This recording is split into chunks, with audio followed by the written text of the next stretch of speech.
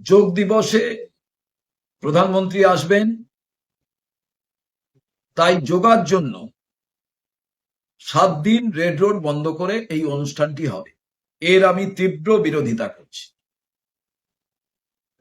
আমি যোগ দিবসের যোগ ব্যায়ামের জন্য সরকারের যে কর্মসূচি তাকে আমি স্বাগত জানাই, কিন্তু কেন রেড রোডে 7 দিন বন্ধ রেখে মানুষের যাতায়াতের অসুবিধে হবে? আপনারা যখন সিদ্ধান্ত নিলেন যে পবিত্র ঈদের নামাজ রেড রোডে হবে না, তাও সেটা কিছু সময়ের জন্য আপনারা স্থানান্তরিত করলেন ব্রিগেড প্যারেড গ্রাউন্ডে।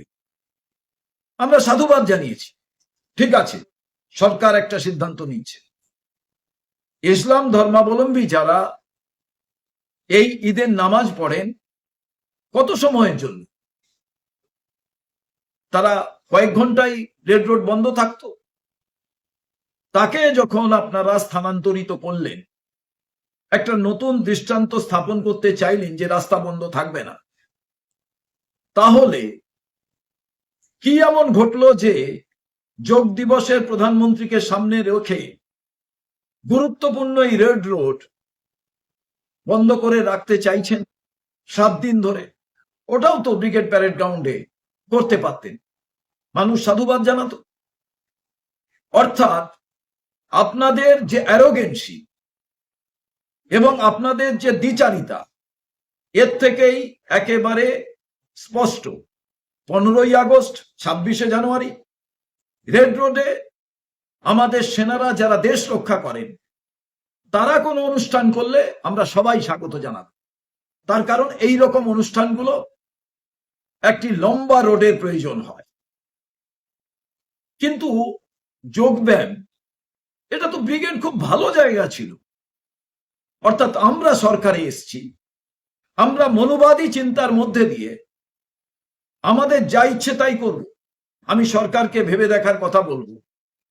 প্রথম সিদ্ধান্ত, আপনারা রেড রোড থেকে কোন রকম ধর্মীয় অনুষ্ঠান, কোন রকম আদার অনুষ্ঠান আপনারা স্থানান্তরিত করতে চান। ঠিক একইভাবে শারীরিক সক্ষমতা বৃদ্ধির, মানসিক সক্ষমতা বৃদ্ধির জন্য যে যোগ ব্যায়াম প্রয়োজন, সেটাকে ব্রিগেড প্যারেড গ্রাউন্ডে করলে কি কোনো অসুবিধে হতো? কেন রেড রোড? আমরা এর তীব্র বিরোধিতা করছি। আমি শুরুতেই বলেছি সরকারকে বলবো স্থানান্তরিত করুন, এবং আমি আমার এই বক্তব্যের সমর্থনে মানুষের কাছ থেকে আমি বিভিন্ন মতামত জানতে চাই, তারা কি বলে। জাতি বর্ণ নির্বিশেষে আমাদের প্রত্যেকের জনজীবনের কোথাও চলার ক্ষেত্রে বাধা দান করা উচিত নয়। সেই ক্ষেত্রে রাস্তা অকুপাই করে এই অনুষ্ঠান একজনের ক্ষেত্রে যদি বারণ হয়, অন্যজনের ক্ষেত্রেও বারণ করা প্রয়োজন। এটাই কংগ্রেস মনে করে।